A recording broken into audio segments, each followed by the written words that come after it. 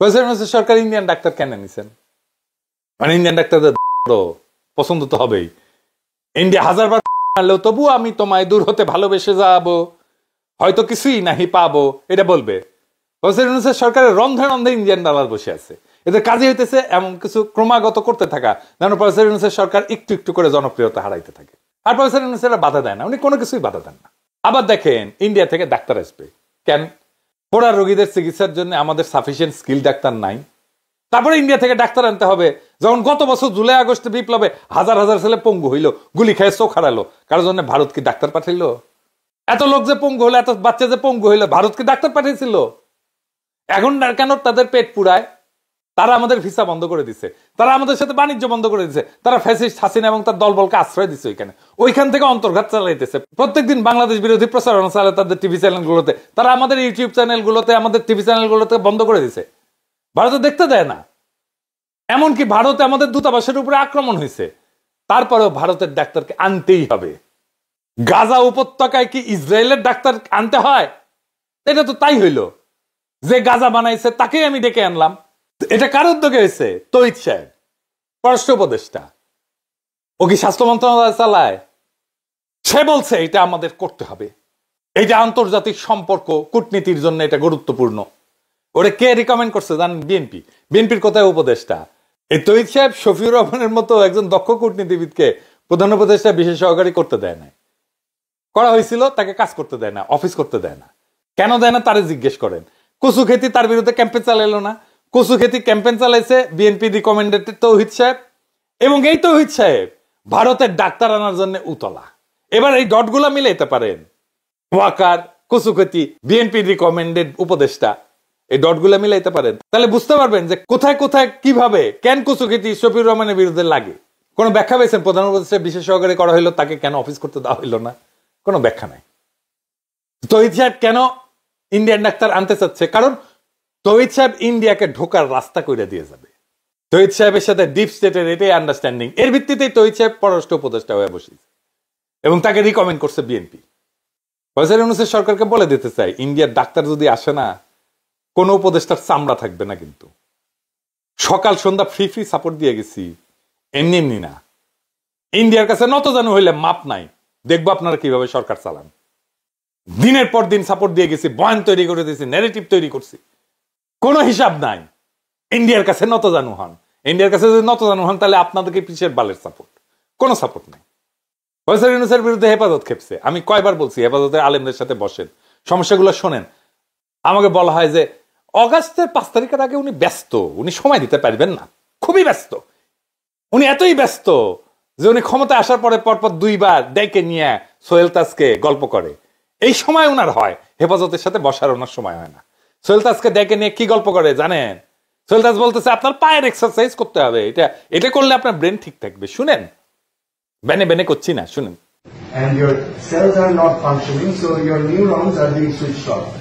Because your brain is a very expensive tissue, right? So আমরা চাচ্ছি efficiency, কম খরচে বেঁচে থাকা.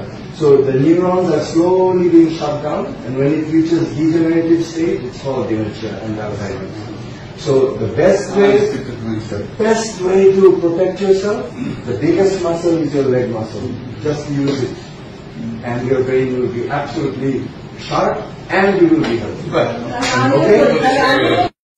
ধর্মমন্ত্রী এই নাকভির সাথে দেখা করে। ধর্মমন্ত্রী জেলখানে যাইতে হবে কেন? বিচারাধীন আসামির সাথে দেখা করতে হবে কেন? ওই সিস্টেম করিচ্ছে।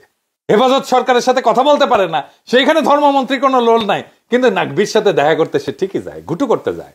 নাকভির সাথে সৌদি আরবের নাকি একটা কানেকশন আছে, ওই কানেকশন দিয়ে কাজ করতে গেছে। দেখেন, আবার দেখেন সমাজ কল্যাণ মন্ত্রণালয় থেকে যৌনকর্মীদের জন্য 2 কোটি টাকা বরাদ্দ দেওয়া হইলো। কারণটা কি? কারণটা আর কিছু না, টাকা দিতে হবে। রাষ্ট্রের হাতে টাকা আছে, তাই দিব। আমার ইচ্ছা মাই খুশ আমি দিব, কে ঠেকাবে? মানে বিষয়টা যদি এরকম হইতো যে একটা ঘৃণিত পেশা থেকে তাদেরকে বের করে আনার জন্য, পুনর্বাসন করার জন্য আমরা এই টাকাটা খরচা করতেছি, তাহলে সবাই মেনে নিত। যদি এরকম হইতো যে পরিশ্রমী নারীদের জন্য আমি অনুদান দিচ্ছি, তাহলে ইটা ভাঙে যারা, কাজের বুয়ার কাজ করে যারা, গার্মেন্টস শ্রমিক যারা, তাদেরকে দিতেন। এর মধ্যে যারা অসুস্থ তাদেরকে বেছে বেছে দিতাম, যারা বয়স্ক তাদেরকে বেছে বেছে দিতাম। যৌনকর্মীদেরকে কেন দিতে হবে? এটা কি জন্যে যে কেউ ফ্রি মাগনা মজা করে গেছে, সে টাকাটা পূরণ করে দিলাম এখন সরকারের ফান্ড থেকে? কোনো যুক্তি নাই। এই প্রসঙ্গে একটা 18+ জোকস বলি, কিছু মনে করেন না। আমার পেজে লন্ডনের বিএনপির নেতা মালেক সাহেবের ভ্যাগিনা একটা কমেন্ট করেছে, আমাকে নাকি উনি জবাই করা হবে। জব করবি জব। ভ্যাগিনা সত্যিকারের ভ্যাগনা কিনা জানি না, কিন্তু ও দাবি করেছে যে মালিক সাহেব তার মামা। এই ভ্যাগনার একটা গল্প আছে জানেন তো, আমি একটা কমেন্টে রিপ্লাই লিখেছিলাম, সেটা হইতেছে ওই মালিক সাহেবের ভ্যাগনায় 40 টাকায় এক মায়ারে ফিট করেছে। তো তারপরে কাজ শুরু করেছে আর কি, কাজ করতে করতে ছাদের ফুটে দিয়ে চাঁদের আলো পড়িচ্ছে। তুই কইলেও যে 7 ফুটে চাঁদের আলো 10 টাকা বাদ গেল, ঝুলো কেন 10 টাকা বাদ তাই। এরপরে ওই করতে করতে আর কি মায়া দিছে পাদ, তো বলতেছে যে দিলে পাদ 10 টাকা তাই বাদ। পরে কাজটা শেষ করে প্যান্ট পরিচ্ছে, প্যান্ট পরে বাইরে যাচ্ছে, তখন বলতেছে যে ভাই 10 টাকা দেন, তো বলতেছে যে মালিক সাহেবের ভ্যাগনা 10 টাকা মাগনা। তো এইরকম কি মাগনা যারা তাদেরটা পূরণ করে দিল সমাজ কল্যাণ মন্ত্রণালয়, এটা জবাব কি? কোনো জবাব নেই। এই সরকার গঠনের পর কলকাতায় ইলিশ মাছ পাঠিল। আমরা ইউরোপে থেকে ইলিশ মাছ খাইতে পারি না, বাংলাদেশের ইলিশ এখানে আসে না, কারণ কিন্তু কলকাতায় যায়, কারণ যারা উপদেষ্টা হয়েছে, যারা সরকারে, তারা মনে করে তারা দেশের মালিক আর আমরা চাকর বাকর। রাজনৈতিক দলগুলোর সাথে মিটিং করেছে, এখন এই সময় আমাদের দাবি তোলার, অপদার্থ উপদেষ্টা মন্ডলীকে বাদ দিয়া জাতীয় সরকার গঠন করার। জাতীয় সরকার গঠন না করলে এই সরকার ক্রমাগত জনপ্রিয়তা হারাচ্ছে, নিয়ন্ত্রণ কন্ট্রোল করতে পারবে না। কারণ ফেব্রুয়ারিতে নির্বাচন ঘোষণার পরে এখন প্রশাসন, আর্মি, পুলিশ সবাই বিএনপির পিছনে লাইন দিবে, সেটাই দিছে, সেটাই হয় বাংলাদেশে সব সময়। কারো কথাই শুনবে না। ওইদিকে আওয়ামী লীগ তৈরি হয়ে গেছে, এখন বলে কিছু হইলে বলে আওয়ামী লীগ ঢুকে যাবে আন্দোলনের মধ্যে। আরে আওয়ামী লীগ ঢোকে কেমনে? স্কোপটা কে করে দেয়? সরকারই তো করে দেয়। 1971 নিয়ে বলি যে ইন্ডিয়া ষড়যন্ত্র করতে পারে কেন? কিছুটা একটা ছিল যে ষড়যন্ত্র করতে পারে। আওয়ামী লীগ ঢুকে যাবে বললেই হবে? আওয়ামী লীগ ঢুকতে পারে কেন? আমার ধারণা উপদেষ্টা মন্ডলী থাকলে তারা নির্বাচন পর্যন্ত যাইতেই পারবে না, একের পর এক ডিজাস্টার করবে, করতেওছে। এখনো সময় আছে, দ্রুত এই উপদেষ্টা মন্ডলীকে পাশে লাঠি দিয়ে বের করে যারা ভালো করতেছে তাদেরকে রাখা যেতে পারে, কিন্তু বেশিরভাগই নতুন মুখ আনতে হবে। হাসিনা বিরোধিতা আর ফ্যাসিবাদ বাকশাল বিরোধিতা কি এক জিনিস? না, অবশ্যই না। হাসিনাকে উৎখাতে প্রস্তুত হওয়া মানেই ফ্যাসিবাদ উৎখাতে প্রতিশ্রুতিবদ্ধ হওয়া না, দুটি এক জিনিস না। আমরা সবাই জানি যে হাসিনা সরকারের হাতে সবচেয়ে বেশি নির্যাতিত হয়েছে বিএনপি এবং তাদের লাখো কর্মী সমর্থক। কিন্তু দেখেন, এই বিএনপি 2018 সালের ভোটের পরে সেই সংসদে গিয়া বৈশা হাসিনাকে বৈধতা দিল। সংসদ তো বৈধ হয়ে যায়, হাসিনার শাসনের বৈধতা পায়। বিএনপি হাসিনার 2018 সালের নির্বাচনের বৈধতা দিছে, এইটা বিএনপি অস্বীকার করতে পারবে না। কিন্তু কিসের বিনিময়? মাত্র 5টা সংসদীয় আসনের বিনিময়। তাহলে হাসিনার বিরোধিতা আর ফ্যাসিবাদ বিরোধিতা দুইটা আলাদা জিনিস। এই দুইটাকে আপনি কিভাবে তাহলে আলাদা করবেন? কেমনে বুঝবেন এটা হাসিনা বিরোধিতা আর এইটা ফ্যাসিবাদ বিরোধিতা? বিএনপি হাসিনা বিরোধিতা করছে, কিন্তু ফ্যাসিবাদ বিরোধিতা কবে থেকে করছে সেটা আমাদেরকে খুঁজে দেখতে হবে। এইটা আপনি বুঝতে পারবেন যে কেউ কবে থেকে হাসিনাকে অবৈধ এবং দখলদার প্রধানমন্ত্রী হিসেবে ভাবতে শুরু করছে। এটাই হচ্ছে আসল লাইন। হাসিনাকে অবৈধ প্রধানমন্ত্রী এবং দখলদার হিসাবে হিসাব করা শুরু করা উচিত ছিল 2014 সালের ভুয়া নির্বাচনের পর থেকে, কিন্তু বিএনপি তখনও সেটা ভাবতে পারে নাই। তারপরে সেই ইলেকশনে গেছে, শুধু ইলেকশনে না, সংসদেও গেছে। বিএনপি সংসদেরা পদত্যাগ করে কবে? 2022 সালের 10ই ডিসেম্বর। তার মানে 2022 সালের 10ই ডিসেম্বরের আগ পর্যন্ত যা হাসিনার শাসন, সেটাকে বিএনপি বৈধ বলে মনে করে। সে পদত্যাগ করুক বা না করুক, বিএনপি হাসিনার সেই সংসদকে বৈধ আর হাসিনার প্রধানমন্ত্রিত্বকে বৈধ বলে ধরে নিয়েছিল। আইনত আমাদের সেটাই বুঝতে হবে। আপনি নির্যাতিত হইলেই আপনি ফ্যাসিবাদ বিরোধী হইয়া যান না। হাসিনাকে বৈধ প্রধানমন্ত্রী ধরে নিয়ে তার সমালোচনায় কোনো বিপ্লবীপনা নাই। রুমিন ফারহানা সে সংসদে গিয়ে যতই জ্বালাময়ী বক্তব্য দিক না কেন, হাসিনাকে বৈধ প্রধানমন্ত্রী ভাইবা নিয়াই সেটা সে বলছে। এর ফলে হাসিনার ফ্যাসিবাদ ঢাইকা ফেলতে সুবিধা হয়েছে। এমনকি হাসিনাও চাইছে রুমিন ফারহানার জ্বালাময়ী বক্তব্য দিক। রুমিন ফারহানা হাসিনার সেই ইচ্ছাই পালন করছে। এইভাবেই হাসিনা বিরোধিতার সবচেয়ে নিরাপদ পথগুলো তৈরি হয়েছিল। যেমন কোন বাম সংগঠনের হয়ে হাসিনার সমালোচনা করা ছিল অনেক বেশি নিরাপদ ছাত্রদল বা শিবিরের তুলনায়, তাই না? এইটা ওই বামাদের দোষ না, কিন্তু এতে যদি হাসিনা তাদেরকে কম হুমকি মনে করে তাহলে সেটা তো সত্যি, তাই না? এটাও আমাদের অস্বীকার করা উচিত না যে জানু মোহাম্মদ কোন মামলার মুখোমুখি হয়নি, কিন্তু শহীদুল আলমকে রিমান্ডে নেওয়া হয়েছে, তাকে মাইরা ফাটায় ফেলা হয়েছে, রক্ত বেরিয়ে দিছে। মির্জা ফখরুল তো মামলার ভারে হাঁটতেই পারতেন না। হাজার হাজার ছাত্রদল যুবদল কর্মীকে হত্যা করছে এই সরকার। ছাত্র ইউনিয়নের কয়জনকে করছে? করে নাই। বামপন্থীদের কয়জনকে করছে? করে নাই। একজনকে পুলিশ ধরতো, আবার একটু দূরে গিয়ে ছাড়া দিত। এই যে দেখেন ছাত্র ইউনিয়নের সাবেক নেতারে ধরছে আবার ছেড়ে দিছে, সবাই রে এরকম করতো, ধরতো আবার ছেড়ে দিত, একটু দূরে নিয়ে যায়। নুরুল হক নুরু নির্যাতনের শিকার হয়েছে, কিন্তু সেই আবার হাসিনার মাঝে তার মায়ের প্রতিচ্ছবি খুঁজে পাইছে। আমি ছাত্রলীগের কর্মী ছিলাম না, শুধু ছোটখাটো একটা নেতাও ছিলাম, হলের পোস্টেড ছিলাম। আর আমি বিভিন্ন প্রোগ্রামে গিয়েছি, আমি দেখেছি নেত্রীকে ঢাকা মেডিকেল যখন বার্ন ইউনিটে বিএনপির আন্দোলনের সময় যখন আছে বিভিন্ন অকারেন্সগুলো ওঠে, তখন তিনি গিয়েছেন। আসলে আমার মনে হয়েছে যে তার মধ্যে আমার মায়ের চেহারাটা আমি কিছুটা দেখতে পেরেছি। আর বঙ্গবন্ধুর কথা তো এটি আসলে তো শুধু আমরা না, সারা বিশ্বের মানুষ জানে। তার সুযোগ্য কন্যা যদিও শেখ রেহেনা আপা আমরা রয়েছে, কিন্তু যেটা বঙ্গবন্ধুর মধ্যে অনেকে বলে যেটা ছিল, তার পুরোটা মনে হয় যে আমাদের নেত্রী পেয়েছেন। এই সমস্ত ঘটনা কিন্তু খুবই জটিল, কিন্তু এগুলো এত সহজে ঘটতো না যদি প্রফেসর ইউনূস শেখ হাসিনাকে ফ্যাসিস্ট এবং আওয়ামী লীগকে বাকশালীয় ফ্যাসিস্ট দল হিসেবে চিন্তা করতেন, চিনে নিতেন, জনগণকে চিনাই দিতেন, ডিফাইন করতেন, তাদের আদর্শিক কাঠামো এবং রাষ্ট্রীয় যন্ত্রগুলোকে সুস্পষ্টভাবে চিহ্নিত করতেন এবং সংজ্ঞায়িত করতেন। ওনাকে বলতে হতো কেন এইগুলা গণতন্ত্রের পরিপন্থী এবং আপত্তিকর যুক্তিসহ, কিন্তু তিনি সেটা করেন নাই। 11 মাস পার হয়ে গেছে, ওনার করার সেটা সময় হয় নাই। কারণ এইগুলা যদি আগে থেকে সংজ্ঞায়িত না হয়, তাহলে আওয়ামী লীগের বিরুদ্ধে যাই করুক এই সমস্ত হয়ে দেখায় লোক দেখানো আইওয়াস, পপুলিজম। বিষয়টা হওয়া উচিত ছিল এরকম, আইন মন্ত্রণালয় অপরাধের ধরন অনুযায়ী সংজ্ঞায়িত করবে, সেই অনুযায়ী একটা তালিকা প্রণয়ন করবে, জনগণের সামনে সেই তালিকাভুক্ত ব্যক্তিদের কর্ম এবং অপরাধ উপস্থাপন করবে, তারপর আদালতে মামলা হবে এবং আদালতের নির্দেশে ব্যবস্থা নেওয়া হবে। এখন কি করতেছে, খায়রুল সাহেবকে 11 মাস পরে ধরা হইলো। কেন 11 মাস আগে কেন ধরা হইলো না, আবার এখন কেন ধরা হইলো? এই একই রীতি যেভাবে ধরা, সেটা পুলিশ, আমলা, সেনাবাহিনী সবার ক্ষেত্রে প্রযোজ্য। বিচার বিভাগের জন্য জুডিশিয়াল কাউন্সিল তদন্ত করবে, তারপর ব্যবস্থা নেবে, কিন্তু জোর করে অবসরে পাঠায় দেওয়া হচ্ছে। এইভাবে তো শেষ করা যাবে না, জোর করে অবসরে পাঠায় তো দায় শেষ করা যাবে না। আবার দেখেন, আজকে দেখলাম একজন উপদেষ্টা চট্টগ্রাম কারাগারে হাসিনার 3 এমপির সঙ্গে বৈঠক করছে, দেখা করছে, পত্রিকায় আসছে, ছবি ভাইরাল হয়েছে। ধর্ম উপদেষ্টা কেন গেছে? স্বরাষ্ট্রমন্ত্রী যায় জেলখানায় মাঝে মাঝে, ধর্ম উপদেষ্টা জীবনে কোনোদিন যায়নি। উনি কেন গেছে? ঘুটু করতে।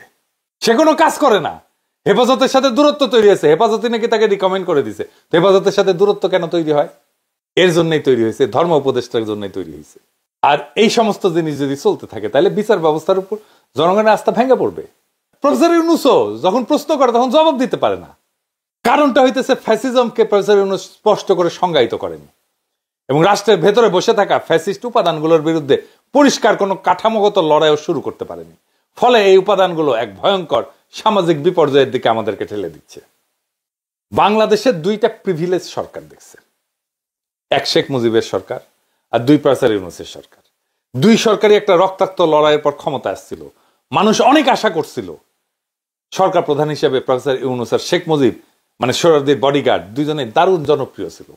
মুজিবের সরকার ফেল করছে নিদারুণ ভাবে, এমন ভাবে ফেল করছে যে সোহরাওয়ার্দীর বডিগার্ড জয় বাংলা হলে সবাই বলে আলহামদুলিল্লাহ।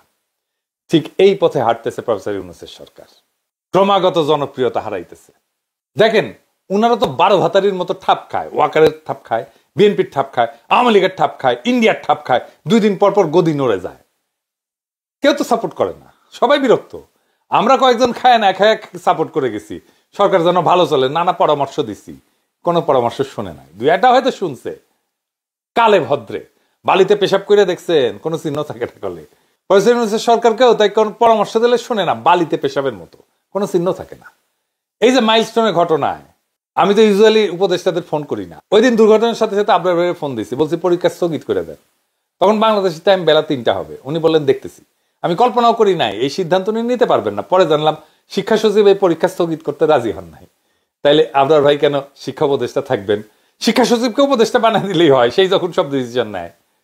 আমি আবরার ভাইয়ের ফোন করার পরে কি ঘটছে আমি পরিষ্কার দেখতে পাইতেছি। আবরার ভাই শিক্ষা সচিবকে ডাকছে, ফোনের পরে জিজ্ঞেস করছে, আচ্ছা বলেন তো এই পরীক্ষা স্থগিত করে দেওয়া উচিত না? সিদ্দিক জুবায়ের, ও তো আমলা, ওই সবার থেকে বেশি বুঝে, সে বলছে জি স্যার আমরা তো করতেই পারি, কিন্তু এই অ্যাক্সিডেন্ট তো ঢাকার একটা সেন্টারে, সারা দেশে সবাই তো প্রিপারেশন নিয়ে ফেলছে, বন্ধ করলে ঝুলে যাবে সব প্রিপারেশন। শিক্ষকদেরও একটা প্রিপারেশন থাকে। দেখেন অনেকে দেখেন পরীক্ষার পরে ছুটি কাটাইতে যাবে, টিকিট ফিকিট কাটে ফেলছে, এত বেড়াছাড়া হয়ে যাবে তো সব, পরে ইয়ে নিতে গেলে। তার সে পরীক্ষা নিয়ে নি স্যার, এই যে মাইলস্টোনের জন্য আমরা পরে একটা আলাদা নিয়ে নিব নি পরীক্ষা, জিজ্ঞেস করেন আপনার ভাইকে। এটাই বলেছিল কিনা সিদ্দিক জুবায়ের? এটাই বলবে, কারণ তো ধান্দা। 2টা দিন নষ্ট হবে, এটা ধান্দা, 2 দিনের ধান্দা নষ্ট হবে, ওটা বসেই থাকে ধান্দা করার জন্য। সিদ্দিক জুবাইরও বুঝলো না, আপনার ভাইয়া বুঝলো না যে এইটা কোনো অ্যাডমিনিস্ট্রেটিভ ডিসিশন না, এটা পলিটিক্যাল ডিসিশন। এই পলিটিক্যাল ডিসিশনে 2টা কাজ হইতো। কি সেই কাজ? প্রথম যে বিষয়টা হবে তা হচ্ছে এই যে দৈব দুর্বিপাক বা দৈব দুর্ঘটনা ঘটলে মানুষ তার রাগ হতাশা এইটা ছাড়ার একটা রাস্তা খুঁজে সব সময়, কোথায় এটা ছাড়া যায়। যেহেতু এটা স্কুলে হয়েছে, তারা শিক্ষা মন্ত্রণালয়ের দিকে তাদের আঙুল তুলবে, ওই দিকেই তাদের রাগ ক্ষোভ ধাবিত হবে। এই কারণে শিক্ষা মন্ত্রণালয়কে প্রোঅ্যাক্টিভ হয়ে কাজ করতে হবে, জনরোষ যেন তার দিকে ধাবিত না হয়। 2 নম্বরে সংহতি জানাইতে চাই আমরা কোন একটা সংকটে, গোটা জাতি রক্ত দিতে চায়। দেখেন সকলে হাসপাতালে ভিড় করছে, এটা কি জন্য? রক্ত দেওয়ার জন্য। সে দেখতে চায় যে আমি একটা কাজ করলাম আর কি এই সংকটে। তারা সংহতি জানাইতে চায়। যারা ঢাকায় আছে তারা না হয় হসপিটালে গেল, রক্ত দেওয়ার চেষ্টা করলো, পারলো কি পারলো না সেটা অন্য কথা, কিন্তু দেওয়ার তো চেষ্টা করলো। এইটাই তার সংহতি জানানো, এটাই তার শান্তি। কিন্তু ঢাকার বাইরে যারা আছে তারা কিভাবে সংহতি জানাবে? আহত নিহতদের ব্যাপারে একটাই উপায় আছে, পরীক্ষা বন্ধ করলাম, আমরা তাদের কথা চিন্তা করলাম, শোক করলাম। এইটা তো একটা পলিটিক্যাল ডিসিশন ছিল, কিন্তু সিদ্দিক জুবাইর পলিটিক্যাল ডিসিশনের রাস্তাটাকে বন্ধ করে দিল। বাংলাদেশে আমলাদেরকে হাসিনা এটাই বানাইছে, তারা নিজেদেরকে সর্বা মনে করে, নিজেরাও পলিটিক্যাল ডিসিশন নিতে চায়। পুলিশ যেমন মনে করতো যে হাসিনা সরকারকে তারাই ক্ষমতায় রাখছে, তারাই রাজনৈতিক দল হয়ে গেছিল, সে নিজে জয় বাংলা স্লোগান দেয়, দেখেছেন না? এই জিনিস হয়েছে। এই আমলারা মনে করে তারাই রাষ্ট্রের মালিক, ডিসিশন সব তারাই নিতে পারে, তারা সবার চেয়ে বেশি বুঝে। বাংলাদেশে একটা সুযোগ আসছিল নতুন শাসনের, নতুন সমাজ চেতনার, সত্যিকার অর্থে মানুষের রাষ্ট্র নির্মাণের, কিন্তু এই সুযোগ হেলায় আমরা হারাইতেছি। এই সুযোগ তো দ্বিতীয়বার আসবে না। এই সুযোগ যদি আমরা কুশাসনের পুরনো নীল নকশা আর আমলাতান্ত্রিক গোজামিলের ভিতরে হারাই ফেলি, তাহলে আর কিছুই তো বাকি থাকবে না। এত রক্ত বৃথা যাবে, এত সংগ্রাম বৃথা যাবে। জনগণ আপনাদের সময় দিছে, ধৈর্য দেখাইছে, সহ্য করছে। এখন সময় এসছে স্পষ্ট হয়ে দাঁড়ানোর, ফ্যাসিবাদকে ফ্যাসিবাদ বলার, রাষ্ট্রযন্ত্রে বসে থাকা ইন্ডিয়ান দালালদের আলাদা করে চিহ্নিত করার, পুরানা ভুলের দায় থেকে বেড়ায় এসে জনগণের ভাষায় কথা বলার। আপনারা যারা ক্ষমতায় আছেন, আপনাদের সামনে 2টা পথ। একটা পথ ন্যায়ের, গণতন্ত্রের, জনগণের সঙ্গে সম্মানের চুক্তির, আর আরেকটা পথ স্বৈরতন্ত্রের, পুরনো দালান ভাঙা ইটের উপরে দাঁড়ায় ক্রমাগত ধ্বংসের। সিদ্ধান্ত আপনাদের। আমরা যারা এই স্বপ্ন নিয়ে আছি তারা শুধু প্রতিজ্ঞা করতে পারি, আমরা থামবো না, ফিরবো না। আমরা সেই বাংলাদেশ চাই যেখানে কোনো মা তার সন্তানের কবর খুঁজে বেড়াবে না, যেখানে নষ্ট আমলাতন্ত্রকে রাজনৈতিক সিদ্ধান্ত নিতে দেওয়া হবে না, যেখানে উপদেষ্টা না জনগণ হবে শেষ কথা। বাংলাদেশের রাস্তায় যদি আবার আলো জ্বলে, তার আগুন আসবে আমাদের চোখ থেকে। আমরা দেখাবো ফ্যাসিবাদ কিভাবে পরাজিত হয়, কিভাবে একটা জাতি তার শিকল ভাঙে, আর সময় দেওয়া হবে না কিন্তু আপনাদের। এবার আমরা হিসাব চাইব। ক্ষমতা উপভোগ করা চলবে না, বসছেন ক্ষমতা উপভোগ করতেছেন। এই সমস্ত অপদার্থ উপদেষ্টাদের তুলে ফেলতে হবে শিকড় গজায় ওঠার আগে। এই দেশ জনগণের, ক্ষমতায় চেপে বসা প্রভুদের না। যেই ক্ষমতায় যায় সেই প্রভু হয়ে যায়। তারা নিজেদের দেশের মালিক বলে মনে করে। 2024-এর বর্ষা বিপ্লবের পরে বাংলাদেশ জাগছে, বাংলাদেশকে আর কেউ থামাইতে পারবে না। জয় হোক জনগণের, জয় হোক ফ্যাসিবাদ মুক্ত নতুন বাংলাদেশের। ইনকিলাব জিন্দাবাদ।